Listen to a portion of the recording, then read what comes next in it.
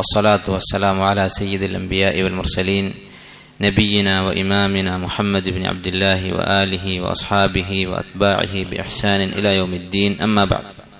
قال الإمام المجدد شيخ الإسلام محمد بن عبد الوهاب رحمه الله: باب من أطاع العلماء والأمراء في تحريم ما أحل الله وتحليل ما حرمه فقد اتخذهم أربابا. കിതാബ് തൗഹീദിലെ 38-ാമത്തെ അധ്യായമാണ്. ബാബുൻ മൻ അത്വാഅൽ ഉലമാ വൽ ഉമറാ, ആരാണോ ഉലമാക്കളെയും ഉമറാക്കളെയും അനുസരിക്കുന്നത്, ഫി തഹരീമി മാ അഹല്ലല്ലാഹ്, അല്ലാഹു ഹലാലാക്കിയത് ഹറാമാക്കുന്ന കാര്യത്തിൽ, വതഹ്ലീലി മാ ഹറമഹു, അല്ലെങ്കിൽ അല്ലാഹു ഹറാമാക്കിയതിനെ ഹലാലാക്കുന്ന കാര്യത്തിൽ, ഫഖദ് ഇത്തഖദഹും അർബാബ, അവരെ അങ്ങനെ ചെയ്തവർ റബ്ബുകളാക്കിയിരിക്കുന്നു, ആരാധിച്ചിരിക്കുന്നു. ഈ അധ്യായത്തിൽ വളരെ പ്രധാനപ്പെട്ട ഒരു മസ്അലയാണ് ശൈഖുൽ ഇസ്ലാം റഹിമഹുല്ലാഹ് പഠിപ്പിക്കുന്നത്. അതായത് ഷിർക്കിന്റെ ഒരു രൂപമാണ് അള്ളാഹുവിന്റെ നിയമങ്ങൾ മാറ്റുന്ന കാര്യത്തിൽ ഒരാൾ അനുസരിക്കുക എന്നുള്ളത്. അത് രണ്ട് രൂപത്തിലുണ്ട്. ഉലമാക്കളും ഉമറാക്കളും. എന്താണ് ഉലമാക്കളും ഉമറാക്കളും എന്ന് പറഞ്ഞാൽ? ഉലമാക്കൾ എന്ന് പറഞ്ഞാൽ ദീൻ പഠിച്ചിട്ടുള്ള പണ്ഡിതന്മാർ. ഉമറാക്കൾ എന്ന് പറഞ്ഞാൽ ഭരണാധികാരികൾ. ഈ രണ്ടു കൂട്ടരെ കൊണ്ടാണ് ദീൻ നിലനിൽക്കുക. അള്ളാഹുവിന്റെ തൗഫീഖിന് ശേഷം അള്ളാഹു സുബ്ഹാനഹു വ തആല അവന്റെ ദീൻ ശരീഅത്ത് ഭൂമിയിൽ നടപ്പിലാക്കുന്നത് ഈ രണ്ടു കൂട്ടരെ കൊണ്ടാണ്. അള്ളാഹുവിന്റെ ദീൻ പഠിച്ച പണ്ഡിതന്മാരും അതുപോലെ അത് ഭൂമിയിൽ നടപ്പിലാക്കുന്നത് ഭരണാധികാരികളായിരിക്കും. അപ്പൊ ഈ രണ്ടു വിഭാഗവും നന്നായാൽ നാട് നന്നാകും. ഈ രണ്ടു കൂട്ടരും ഫസാദായാൽ നാട് ഫസാദാകും. അപ്പോ ഇങ്ങനെയുള്ള രണ്ടു കൂട്ടരിലും പിഴച്ച ആളുകൾ, പിഴച്ച പണ്ഡിതന്മാരുണ്ടാകും, അതുപോലെ തന്നെ പിഴച്ച ഭരണാധികാരികൾ ഉണ്ടാകും. അവർ കൊണ്ടുവരുന്ന നിയമങ്ങൾ, അള്ളാഹുവിന്റെ ദീനിന് എതിരായിട്ടുള്ള നിയമങ്ങൾ ഒരാൾ അനുസരിച്ചാൽ അത് അയാളെ ആരാധിക്കുന്നതിന് തുല്യമാണ്. പണ്ഡിതന്മാർ പറയുന്നത്, ഖുർആനിൽ നിന്നും സുന്നത്തിൽ നിന്നും മനസ്സിലാക്കാൻ സാധിക്കുന്നത്, ഈ അനുസരണ രണ്ട് രൂപത്തിലുണ്ട്. അതായത് അള്ളാഹുവിന്റെ നിയമത്തിനെതിരായി നിയമം നിർമ്മിച്ചു, ആ നിയമത്തെ അനുസരിക്കുന്നവർ രണ്ടു കൂട്ടരായിരിക്കും. ഒരു വിഭാഗം ആ നിയമത്തെ തൃപ്തിപ്പെട്ടുകൊണ്ട് അത് ശരിയാണ് എന്ന് മനസ്സിൽ കരുതിക്കൊണ്ട് അനുസരിക്കുന്നവർ. അത് ഷിർക്കുൻ അക്ബറാണ്, ഇസ്ലാമിൽ നിന്ന് പുറത്താകുന്ന വലിയ ഷിർക്കാണ്. നേരെ മറിച്ച് ഈ നിയമം തെറ്റാണ് എന്നറിയാം, മനസ്സിൽ അതിനോട് വെറുപ്പാണ്, പക്ഷേ തങ്ങളുടെ കാര്യലാഭത്തിന്, ഭൗതികമായ ലാഭത്തിന് ഇതാണ് നല്ലത് എന്ന് വിചാരിച്ചുകൊണ്ട് അനുസരിക്കുക. അങ്ങനെ അനുസരിക്കുന്നത് ഷിർക്കുൻ അസ്ഗറാണ്, ഇസ്ലാമിൽ നിന്ന് പുറത്താകാത്ത ചെറിയ ഷിർക്കാണ്. ഈ വിഷയം പരാമർശിക്കുന്ന ദലീലുകൾ ശൈഖുൽ ഇസ്ലാം കൊടുത്തിട്ടുള്ളത് നമുക്ക് വായിച്ചു നോക്കാം. ഖാല ഇബ്നു അബ്ബാസ് റളിയല്ലാഹു അൻഹുമാ യൂശികു അൻ തൻസില അലൈക്കും ഹിജാറത്തുൻ മിനസ് സമാ, ആകാശത്ത് നിന്ന് നിങ്ങളുടെ മേൽ കല്ലുകൾ വർഷിക്കുമെന്ന് ഞാൻ ഭയപ്പെടുകയാണ്, അല്ലാഹു നിങ്ങളെ ശിക്ഷിക്കുമെന്ന് ഞാൻ ഭയപ്പെടുകയാണ്. അഖൂലു, കാരണം എന്താണ്? ഞാൻ നിങ്ങളോട് പറയുന്നു, ഖാല റസൂലുള്ളാഹി സ്വല്ലല്ലാഹു അലൈഹി വസല്ലം, അല്ലാഹുവിന്റെ റസൂൽ ഇന്നത് പറഞ്ഞിട്ടുണ്ട് എന്ന് ഞാൻ നിങ്ങളോട് പറയുമ്പോൾ, വതഖൂലൂന ഖാല അബൂബക്രിൻ ഉമർ, അബൂബക്കറും ഉമറും ഇങ്ങനെയാണല്ലോ പറഞ്ഞത് എന്ന് നിങ്ങൾ തിരിച്ചു പറയുകയാണ്. അപ്പോ അള്ളാഹുവിന്റെ നിയമം അത് പഠിപ്പിക്കുന്നത് നബി സല്ലല്ലാഹു അലൈഹി വസല്ലമയാണ്. നബി സല്ലല്ലാഹു അലൈഹി വസല്ലമ ഇങ്ങനെ പറഞ്ഞിട്ടുണ്ട് എന്ന് പറയുമ്പോൾ തിരിച്ച് നിങ്ങൾ അബൂബക്കറിന്റെ വാക്ക് ഇതാണല്ലോ എന്ന് പറഞ്ഞാൽ അതിന്റെ അർത്ഥം എന്താണ്? അബൂബക്കറിനെയാണ് അനുസരിക്കുന്നത്, അള്ളാഹുവിനെ അല്ല. റസൂലിനെ അനുസരിക്കുക എന്ന് പറഞ്ഞാൽ അള്ളാഹുവിനെ അനുസരിക്കുന്നതാണ്. അപ്പൊ അബൂബക്കർ റളിയല്ലാഹു അൻഹുവിന്റെ വാക്കിന് അള്ളാഹുവിന്റെ വഹീനേക്കാൾ നിങ്ങൾ പ്രാധാന്യം കൊടുത്താൽ അള്ളാഹു നിങ്ങളെ ശിക്ഷിക്കും എന്ന് ഞാൻ ഭയപ്പെടുന്നു. അബൂബക്കറും ഉമറും ആരാണ്? അവരുടെ ഫضല് നിരവധി ഹദീസുകൾ വന്നിട്ടുള്ളതാണ്. നബി സല്ലല്ലാഹു അലൈഹി വസല്ലം പറഞ്ഞതായി സ്വഹീഹ് മുസ്ലിമിലുള്ള ഹദീസാണ്, ഇൻ യുതീഉ അബൂബക്രിൻ വ ഉമറ യർഷുദു, അബൂബക്കറിനെയും ഉമറിനെയും ജനങ്ങൾ അനുസരിച്ചാൽ അവർ നല്ല മാർഗത്തിലാകും. അതുപോലെ തന്നെ ഇമാം തിർമിദി ഉദ്ധരിച്ചിട്ടുള്ള സഹീഹായ ഹദീസിൽ നബി സല്ലല്ലാഹു അലൈഹി വസല്ലം പറഞ്ഞു, ഇഖ്തദൂ മിൻ ബഅദി അബൂബക്രിൻ വ ഉമർ, ഇഖ്തദൂ ബില്ലദൈനി മിൻ ബഅദി അബൂബക്രിൻ വ ഉമർ, എന്റെ കാലശേഷം നിങ്ങൾ അബൂബക്കറിനെയും ഉമറിനെയും മാതൃകയാക്കുക എന്ന് പറഞ്ഞിട്ടുള്ള സഹാബിമാരാണ്. ഇത്രയും ശ്രേഷ്ഠതയുള്ള രണ്ടുപേരായിട്ട് കൂടി വഹീനെതിരായി, അള്ളാഹുവിന്റെയും റസൂലിന്റെയും കലാമിനെതിരായി അവരുടെ വാക്കുകളെ ഒരാൾ പരിഗണിച്ചാൽ, അതിന് പ്രാധാന്യം കൊടുത്താൽ അള്ളാഹു ആകാശത്ത് നിന്ന് ശിക്ഷ ഇറക്കാൻ സാധ്യതയുണ്ട് എന്നാണ്. അപ്പൊ അതിനേക്കാൾ എത്രയോ താഴെക്കടയിലുള്ള ആളുകൾ, പണ്ഡിതന്മാരെന്നും നേതാക്കന്മാരെന്നും ഭരണാധികാരികളെന്നൊക്കെ പറയപ്പെടുന്ന ആളുകൾ അവരനുസരിക്കുന്നത് എത്ര വലിയ കുറ്റമായിരിക്കും. പല ആളുകൾക്കും ഈ വിഷയത്തിൽ ഒരു ശുഭഹത്ത്, ഒരു സംശയം തോന്നുക എന്താണ്? ഇവരൊക്കെ അറിവുള്ള ആളുകളാണല്ലോ, അപ്പൊ അറിവ് ഏറ്റവും കൂടിയ ആളുകളാണ് ഈ ഉമ്മത്തിൽ ഏറ്റവും വലിയ ഉലമാക്കളാണ് അബൂബക്കറും ഉമറും റളിയല്ലാഹു അൻഹുമ. അതിനു മുകളിൽ ഒരു ആലിമും ഇല്ല അള്ളാഹുവിന്റെ റസൂൽ കഴിഞ്ഞാൽ. അപ്പോൾ പിന്നെ ഏത് ആലിമിന്റെ വാക്കായാലും അത് ഹദീസിനെതിരാണെങ്കിൽ സ്വീകരിക്കാൻ പാടില്ല. സ്വീകരിച്ചാൽ അതെന്തായിരിക്കും?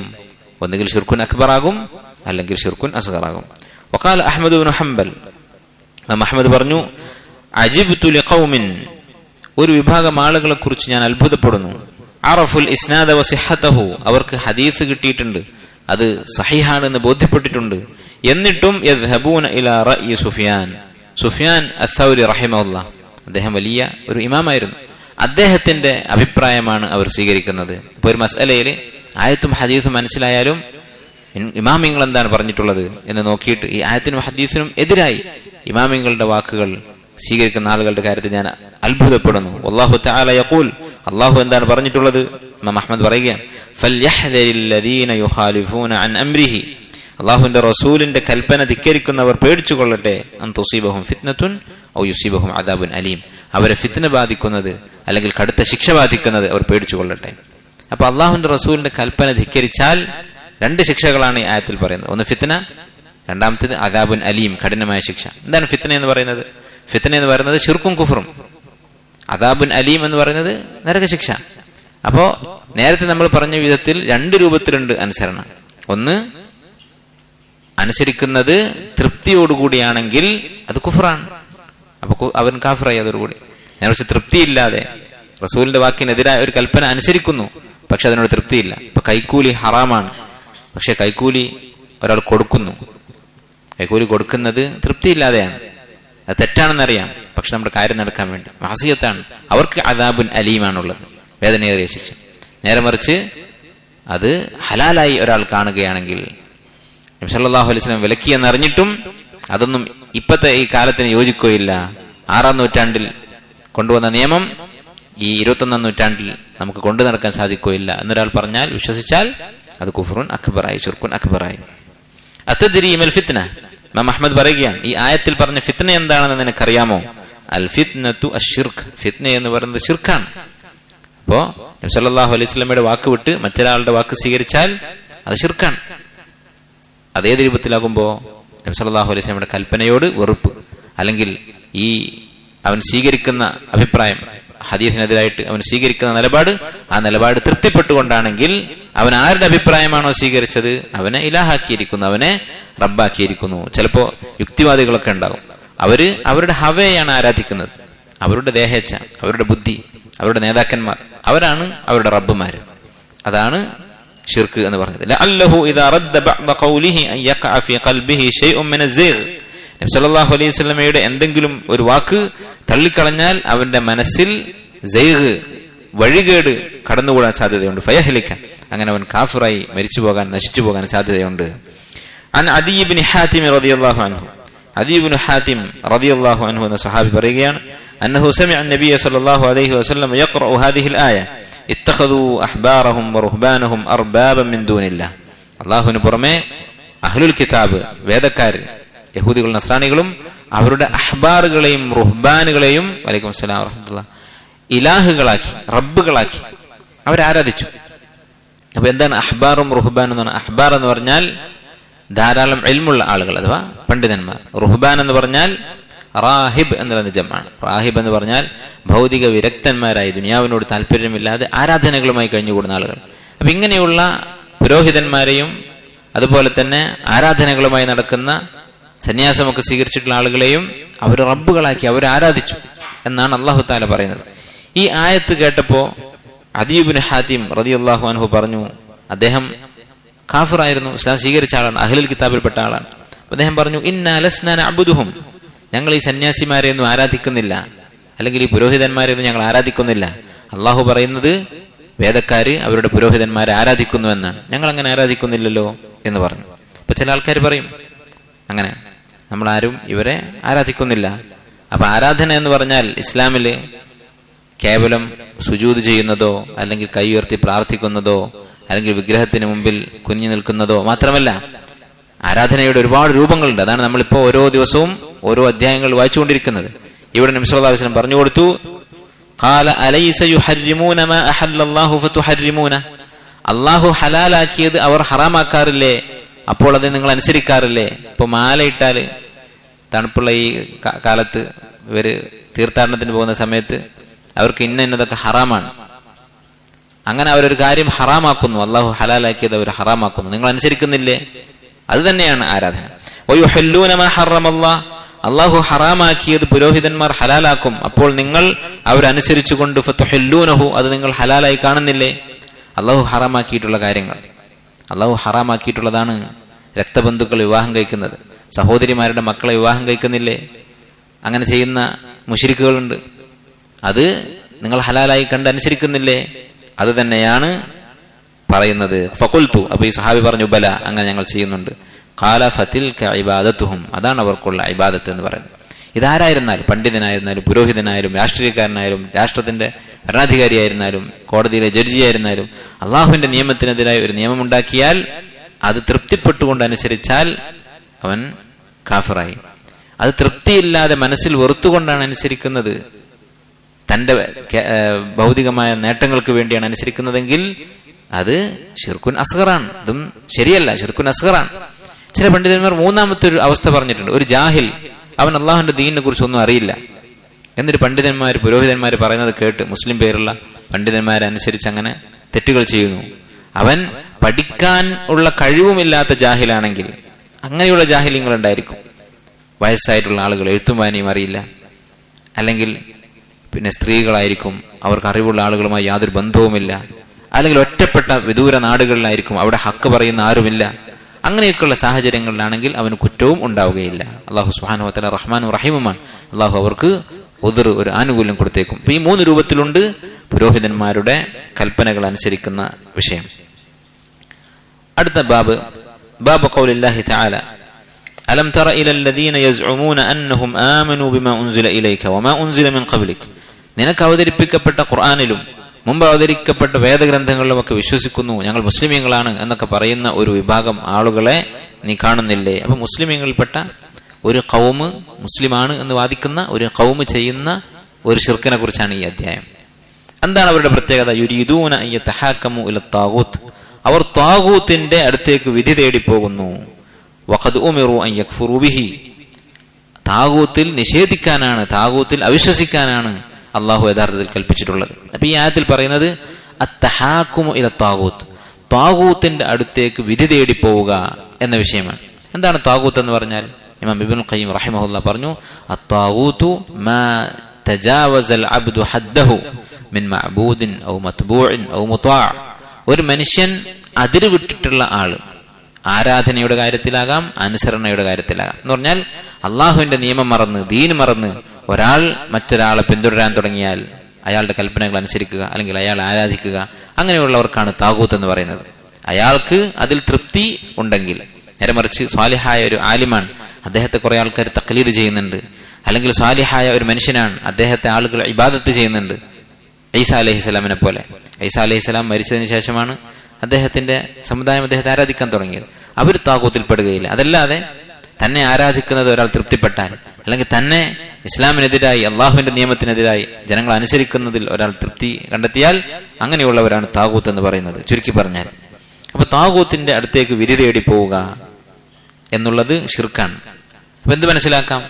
അള്ളാഹുവിന് ഇബാദത്ത് ചെയ്യുന്നതിന്റെ വ്യത്യസ്തമായ രൂപങ്ങളിൽപ്പെട്ട ഒരു രൂപമാണ് അള്ളാഹുവിന്റെ നിയമങ്ങൾ അതിലേക്ക് തർക്കങ്ങൾ മടക്കുക എന്നുള്ളത്. വഇൻ തനാസഅതും ഫീ ഷൈഇൻ, നിങ്ങൾക്കിടയിൽ എന്തെങ്കിലും ഒരു കാര്യത്തിൽ തർക്കമുണ്ടായാൽ, എന്തു കാര്യമാകട്ടെ, ഇബാദത്തിന്റെ കാര്യമാകട്ടെ, കച്ചവടത്തിന്റെ കാര്യമാകട്ടെ, വിവാഹത്തിന്റെയും തലാഖിന്റെയും കാര്യമാകട്ടെ, അതുപോലെ സ്വത്ത് വീതിക്കുന്ന കാര്യമാകട്ടെ, മുസ്ലിമായ 2 ആളുകൾ തമ്മിൽ എന്തെങ്കിലും ഒരു കാര്യത്തിൽ തർക്കമുണ്ടായാൽ ഫറുദ്ദൂഹു ഇലല്ലാഹി വറസൂൽ വഇൻ തനാസഅതും ഫീ ഷൈഇൻ ഫഹുക്മുഹു ഇലല്ലാഹ്, അതിന്റെ വിധി അള്ളാഹുവിലേക്കാകുന്നു, അത് മടക്കാനുള്ള അധികാരം അള്ളാഹുവിനാകുന്നു. അപ്പൊ ഇത് ഒരു ഇബാദത്താണ്. നമ്മൾ തമ്മിൽ ഒരു ഇഷ്കാലുണ്ടായാൽ, ഒരു പ്രശ്നമുണ്ടായാൽ നമുക്ക് ഇൽമുള്ള ഒരാളുടെ അടുത്ത് പോയി ചോദിക്കാം. അത് നമ്മൾ ചെയ്യൂല. നമ്മൾ ആലോചിച്ച് നോക്കിയാൽ നമ്മുടെ ജീവിതത്തിൽ നമ്മൾ എത്ര പ്രാവശ്യം ഇങ്ങനെ ഒരു തീരുമാനമെടുത്തിട്ടുണ്ട്? നമ്മൾ തമ്മിൽ തർക്കമുണ്ടായി, ഒരു വിഷയത്തിൽ പ്രശ്നമുണ്ടായി. അപ്പോ നമുക്ക് 2 പേർക്കും സ്വീകാര്യനായ അറിവുള്ള, ബുദ്ധിയുള്ള, പക്വതയുള്ള ഒരു പണ്ഡിതന്റെ അടുത്ത് അല്ലെങ്കിൽ കൂട്ടത്തിൽ നമുക്ക് കിട്ടാവുന്നതിൽ അറിവുള്ള ഒരാളുടെ അടുത്ത് പോയി നമുക്ക് ചോദിക്കാം. എന്നിട്ട് അയാൾ പറയുന്നത് നമുക്ക് ഇഷ്ടപ്പെട്ടാലും ഇല്ലെങ്കിലും ഞാൻ അനുസരിക്കാൻ തയ്യാറാണ്. ഇങ്ങനെ നമ്മുടെ ഹവയെ ശരീഅത്ത് കൊണ്ട് അറുക്കുക, അതാണ് അത്തഹാക്കും ഇലല്ലാഹ്, അള്ളാഹുവിലേക്ക് വിധി തേടുക എന്ന് പറയുന്നത്. ചിലപ്പോൾ നമുക്ക് ഇഷ്ടമില്ലാത്ത വിധിയായിരിക്കും വരിക. ഇപ്പോ നമ്മുടെ മകളുടെ ഭർത്താവ് വേറെ വിവാഹം കഴിച്ചു, അപ്പോൾ വലിയ പ്രശ്നങ്ങളുണ്ടായി. അപ്പോൾ അള്ളാഹുവിന്റെയും റസൂലിന്റെയും ഹുക്ം നമുക്ക് സ്വീകരിക്കാം എന്ന് പറഞ്ഞ് ഒരമ്മോശൻ അത് തയ്യാറാവുക, അല്ലെങ്കിൽ ഭാര്യ അതിന് തയ്യാറാവുക, അതാണ് അത്തഹാക്കും ഇലല്ലാഹ്. പ്രത്യേകിച്ച് നമ്മുടെ ഹവക്കെതിരാകുമ്പോൾ അള്ളാഹുവിന്റെയും റസൂലിന്റെയും ഹുക്ം സ്വീകരിക്കുന്നതാണ് ഏറ്റവും മഹത്വമുള്ള കാര്യം. അപ്പൊ ഈ ഇബാദത്ത് മറ്റൊരാൾക്ക് കൊടുത്താൽ എന്തായി? ഷിർക്കായി. അതും ഉലമാക്കൾ 3 രൂപത്തിൽ വേർതിരിച്ച് പറഞ്ഞിട്ടുണ്ട്. ഷിർക്കുൻ അക്ബർ ആകുന്ന സന്ദർഭമുണ്ട്, ഷിർക്കുൻ അസ്ഗർ ആകുന്ന സന്ദർഭമുണ്ട്, മനുഷ്യൻ അള്ളാഹു ഇളവ് ചെയ്തു കൊടുത്തിട്ടുള്ള സാഹചര്യങ്ങളുണ്ട്. എപ്പോഴാണ് ഷിർക്കുൻ അക്ബർ ആവുക? ഷിർക്കുൻ അക്ബർ ആവുക നേരത്തെ പറഞ്ഞതുപോലെ മനസ്സിൽ തൃപ്തിപ്പെട്ടുകൊണ്ട് ഒരു കേസിന് പോവുകയാണ് കോടതിയിലേക്ക്. അപ്പൊ മനസ്സിൽ യാതൊരു കുറ്റബോധവുമില്ല ഒരാൾക്ക്, അതിൽ സന്തോഷിക്കുകയാണ്. അങ്ങനെ ഒരാൾ കേസ് കൊടുക്കുകയാണ്, ഒരാൾക്കെതിരെ കേസ് കൊടുത്തിട്ട് കോടതിയിലേക്ക് പോവുകയാണ്. അതിൽ യാതൊരു വിഷമവും അയാൾക്കില്ല. അനിസ്ലാമികമായ കോടതിയിലേക്ക്. അത് നിഫാഖാണ്, കുഫർ അക്ബറാണ്, ഇസ്ലാമിൽ നിന്ന് പുറത്താക്കുന്ന കുഫറാണ്. രണ്ടാമത്തേത്, അവന് മനസ്സിൽ വെറുപ്പുണ്ട്. അവനറിയാം അള്ളാഹുവിന്റെ ദീനിന്റെ നിയമത്തിനെതിരാണ്, അള്ളാഹുവിന്റെ ദീനിലേക്കാണ് മടക്കേണ്ടത്. പക്ഷെ എനിക്ക് ഇപ്പോൾ ഈ കാര്യം നടക്കണമെങ്കിൽ അവനെതിരെ കേസ് കൊടുക്കണം. അങ്ങനെ ചെയ്യുന്നത്. ഇപ്പോൾ ഭർത്താവിനെതിരെ ഭാര്യ കേസ് കൊടുക്കുന്നു അന്യായമായിട്ട്. ഈ കോടതിയിൽ പോയാൽ ദുൽമായിരിക്കും ഭർത്താവിന് സംഭവിക്കുക എന്ന് ഉറപ്പാണ്. പക്ഷേ എന്നാലേ എന്റെ കാര്യം നടക്കുകയുള്ളൂ എന്ന ഹവ, അവൾക്കറിയാം ഞാൻ ചെയ്യുന്നത് തെറ്റാണ്. അങ്ങനെയാണെങ്കിൽ അത് ഷിർക്കുൻ അസ്ഗറാണ്, വലിയ കുറ്റം തന്നെയാണ്, വൻപാപമാണ്. പക്ഷെ ഷിർക്കുൻ അക്ബർ അല്ല. മൂന്നാമത്തേത്, ഒരാൾ നിർബന്ധിത സാഹചര്യത്തിൽ കോടതിയിലേക്ക് പോകുന്നു. തന്റെ സ്വത്ത് മുഴുവൻ നഷ്ടപ്പെടുന്ന അവസ്ഥ, അല്ലെങ്കിൽ തന്റെ ശാരീരികമായി ഉപദ്രവിക്കപ്പെട്ടു, ഒരു അപകടമുണ്ടായി, അങ്ങനെ, അല്ലെങ്കിൽ പണം വാങ്ങിയ ആള് അത് നിഷേധിച്ചു, കടം വാങ്ങിയ ആള് തിരിച്ചു തരുന്നില്ല, ഇങ്ങനെ എന്തെങ്കിലും ഒരു നിർബന്ധ സാഹചര്യം ഉണ്ടായാൽ അങ്ങനെയുള്ള ആളുകൾക്ക് വിട്ടുവീഴ്ചയുണ്ടായിരിക്കും. അവർക്ക് ഇസ്ലാമികമായ കോടതിയില്ല. അല്ലെങ്കിൽ നമ്മുടെ എതിരാളി ഒരു മുസ്ലിമായ ആലിമിന്റെ അടുത്തേക്ക്, ഒരു മധ്യസ്ഥന്റെ അടുത്തേക്ക് വിധി നേടാൻ തയ്യാറാകുന്നില്ല. അങ്ങനെയുള്ള സാഹചര്യങ്ങളിൽ നമുക്കൊണ്ട് സാധിക്കുന്ന വിധത്തിൽ അള്ളാഹുവിന്റെ ഹുക്മ് നടപ്പിലാക്കാൻ ശ്രമിച്ചതിന് ശേഷം സാധിക്കോ ഇല്ലെങ്കിൽ ഒരു അനിസ്ലാമിക കോടതിയിൽ പോയാൽ അത് ഷിർക്കുൻ അക്ബറോ അസ്ഗറോ ആവുകയില്ല. ആ മനുഷ്യൻ മഅ്ദൂറാണ്, അള്ളാഹുവിന്റെ അടുത്ത് ഉദ്റുണ്ടായിരിക്കും ഇൻഷാ അല്ലാഹ്. ഈ കാര്യം വളരെ പ്രധാനപ്പെട്ട സംഗതിയാണ്. വഖൗലുഹു, ഇനി ഇതിന് തെളിവായിട്ട് ഇബ്നു അബ്ദുൽ വഹാബ് റഹിമഹുല്ലാഹ് ഖുർആനിൽ ആയത്തുകൾ കൊടുക്കുന്നു. വഇദാ ഖീല ലഹും ലാ തുഫ്സിദൂ ഫിൽ അർദി ഖാലൂ ഇന്നമാ നഹ്നു മുസ്ലിഹൂൻ. അവരോട്, അതായത് മുനാഫിക്കുകളോട്, കപടവിശ്വാസികളോട് നിങ്ങൾ ഭൂമിയിൽ കുഴപ്പമുണ്ടാക്കരുത് എന്ന് പറഞ്ഞാൽ അവർ പറയും ഞങ്ങൾ ഭൂമിയിൽ നന്മയുണ്ടാക്കുന്നവരാണ്. ഈ ആയത്തും വിഷയവും തമ്മിൽ എന്താണ് ബന്ധം? ഉലമാക്കൾ പറയുന്നത്, കിതാബ് തൗഹീദ് ശറഹ് ചെയ്തിട്ടുള്ള പണ്ഡിതന്മാർ പറയുന്നത്, ഭൂമിയിൽ ഉണ്ടാക്കുന്ന ഏറ്റവും വലിയ കുഴപ്പമാണ് അള്ളാഹുവിന്റെ നിയമമല്ലാത്ത മറ്റു നിയമങ്ങൾ നടപ്പിലാക്കുക എന്നുള്ളത്. അങ്ങനെയുള്ള നിയമങ്ങൾ പ്രകാരം വിധി തേടുക എന്നുള്ളത് അത് ഏറ്റവും വലിയ ഫസാദാണ്. വഖൗലുഹു, അതുപോലെ തന്നെ അല്ലാഹു തആല പറയുന്നു, വലാ തുഫ്സിദൂ ഫിൽ അർദി ബഅദ ഇസ്ലാഹിഹാ. ഭൂമിയിൽ അള്ളാഹു ഇസ്ലാഹ് ഉണ്ടാക്കിയതിനു ശേഷം, അള്ളാഹു നന്നാക്കിയതിനു ശേഷം നിങ്ങൾ കുഴപ്പമുണ്ടാക്കരുത്. അതും നേരത്തെ പറഞ്ഞതുപോലെ തന്നെ വലിയ കുഴപ്പമാണ് അത്തഹാക്കും ഇല താഗൂത്ത് എന്നുള്ളത്. വഖൗലുഹു, അടുത്ത ആയത്ത്, അഫഹുക്മൽ ജാഹിലിയ്യതി യബ്ഗൂൻ. ജാഹിലിയ്യത്തിന്റെ ഹുക്മാണോ അവർ ഇഷ്ടപ്പെടുന്നത്? വമൻ അഹ്സനു മിനല്ലാഹി ഹുക്മൻ ലിഖൗമി യൂഖിനൂൻ.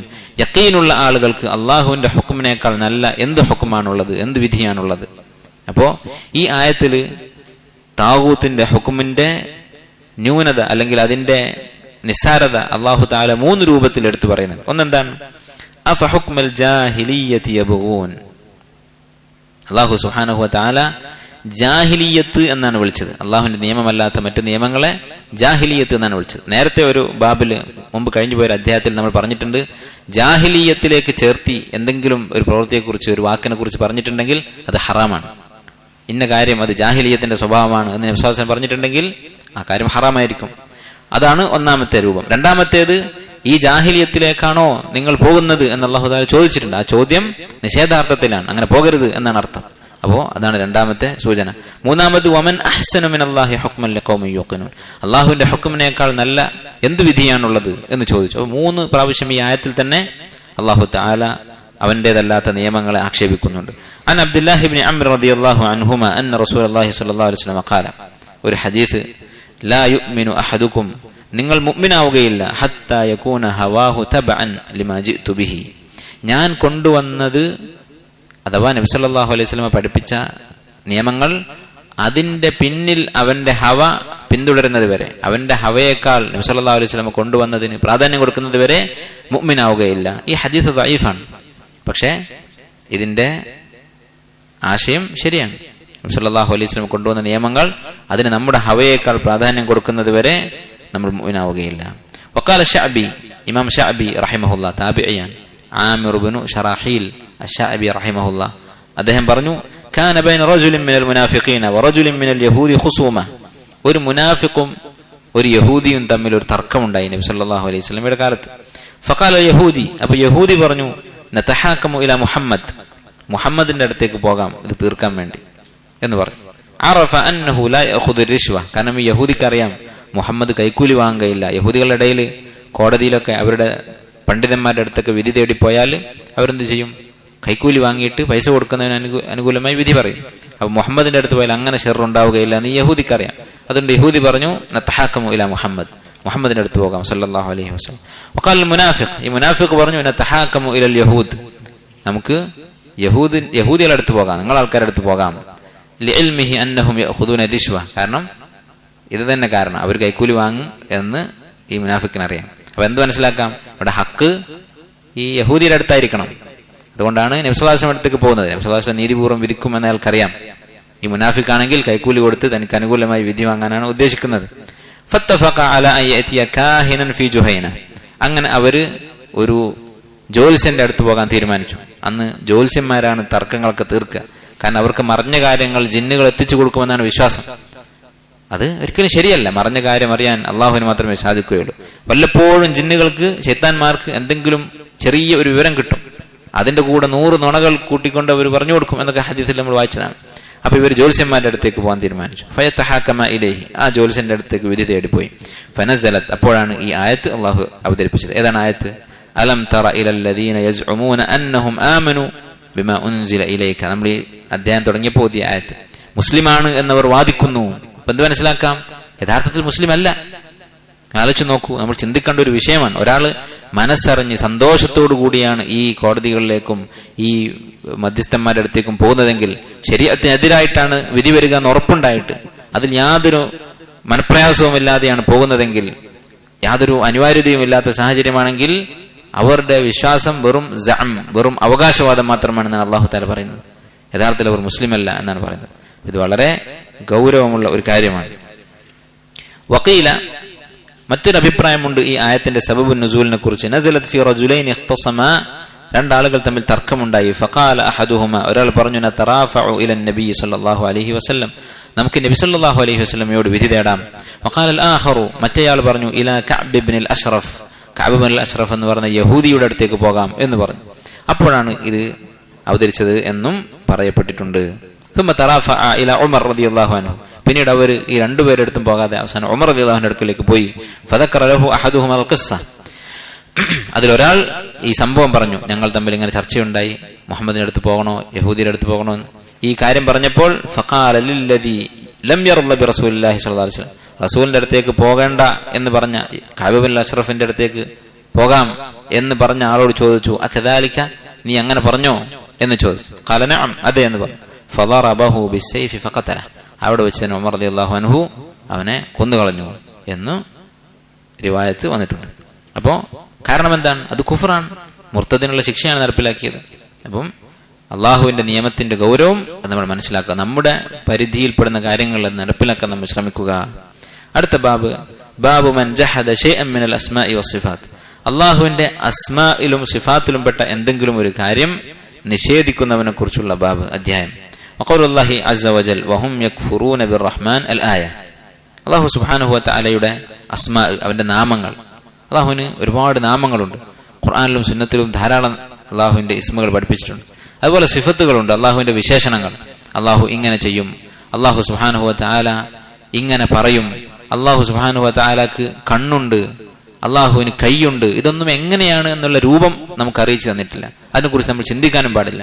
പക്ഷെ അള്ളാഹു സുബ്ഹാനഹു വ തആല, അതുപോലെ റസൂലുള്ളാഹി സ്വല്ലല്ലാഹു അലൈഹി വസല്ലം, അവർ അള്ളാഹുവിനെ കുറിച്ച് എന്തൊക്കെ നമുക്ക് പറഞ്ഞു തന്നിട്ടുണ്ടോ അത് വിശ്വസിക്കൽ നിർബന്ധമാണ്. അത് നിഷേധിക്കാൻ പാടില്ല. അത് നിഷേധിച്ചാൽ നിഷേധിക്കുന്നത് കുഫറാണ്. ആ നിഷേധം രണ്ട് രൂപത്തിലുണ്ട്. ഒന്ന് വ്യക്തമായ നിഷേധം. ഉദാഹരണത്തിന് ഒരാൾ പറയാണ് അല്ലാഹു സുബ്ഹാനഹു വ തആലാക്ക് ഉള്ള ഒരു സിഫത്ത്, അല്ലാഹു മുകളിലാണ് എന്ന് പറഞ്ഞു. അർ റഹ്മാനു അലൽ അർശി ഇസ്തവ, അല്ലെങ്കിൽ വഹുവൽ ഖാഹിറു ഫൗക ഇബാദിഹി, തന്റെ അടിമകളുടെ മുകളിലാകുന്നു അല്ലാഹു തആല. ഇത് ഒരാൾ നിഷേധിക്കുകയാണ്. അല്ലാഹു മുകളിലല്ല, എല്ലായിടത്തുമുണ്ട്. ഇത് കുഫറാണ്. ഇങ്ങനെയുള്ള നിഷേധം കുഫറാണ്. നേരെ മറിച്ച് ഒരാൾ ഒരു ആയത്തോ ഹദീസോ വ്യാഖ്യാനിച്ചുകൊണ്ട് ഒരു അബദ്ധം പറ്റിപ്പോയി. അതായത് ഒരു ആയത്തിൽ പറഞ്ഞ ഒരു വാക്കിന് അറബിയിൽ രണ്ടർത്ഥമുണ്ട്.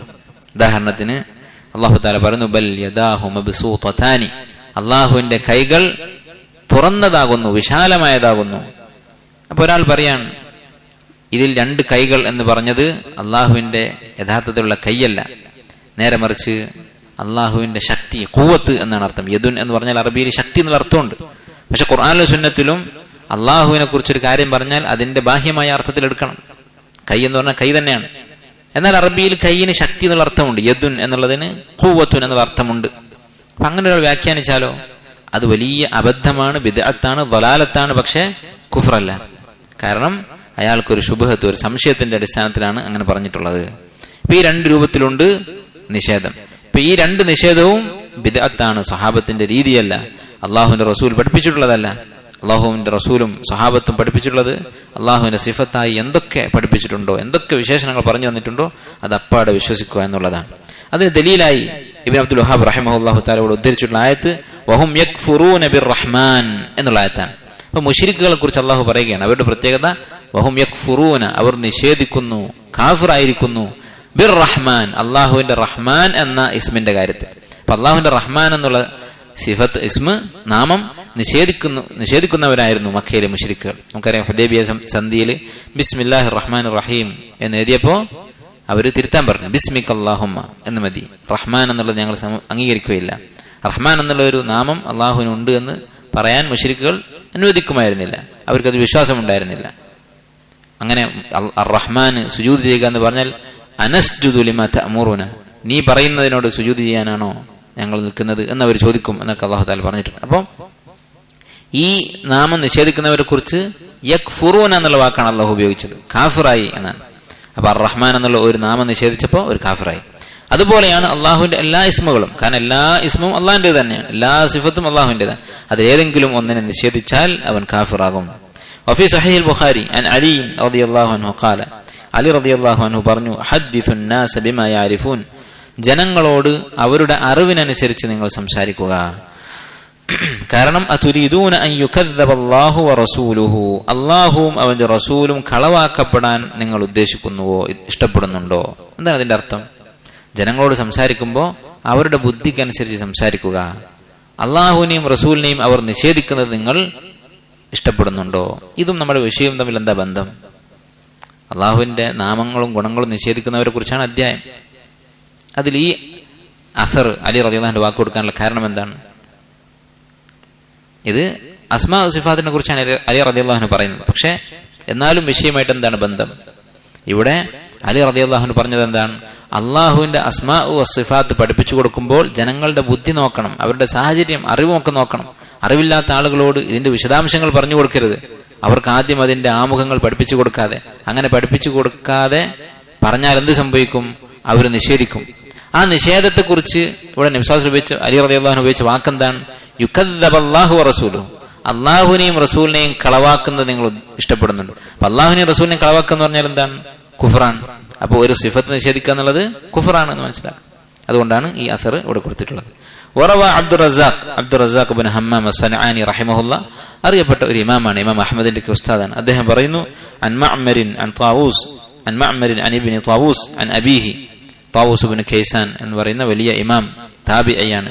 അദ്ദേഹം ഇബ്നു അബ്ബാസ് റളിയല്ലാഹു അൻഹു ഉദ്ധരിക്കുന്നു, അന്നഹു റഅ റജുലൻ ഇൻതഫള, ഒരു മനുഷ്യനിങ്ങനെ ശരീരം കുടയുന്നത് കണ്ടു. നമ്മളിങ്ങനെ കൈയൊക്കെ എന്തെങ്കിലും ഒരു ഞെട്ടിക്കുന്ന വാർത്ത കേട്ടാൽ അത് ശരിയല്ല എന്ന് പറഞ്ഞുകൊണ്ട് പ്രതിഷേധം പ്രകടിപ്പിച്ചുകൊണ്ട് കുടയും.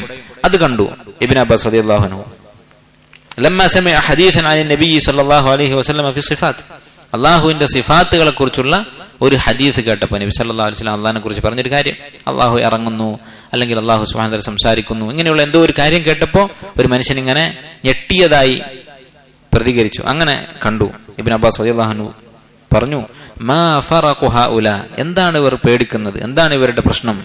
യജിദൂന റിഖ്ഖതൻ ഇൻദ മുഹ്കമിഹി വയഹ്ലികൂന ഇൻദ മുതശാബിഹി.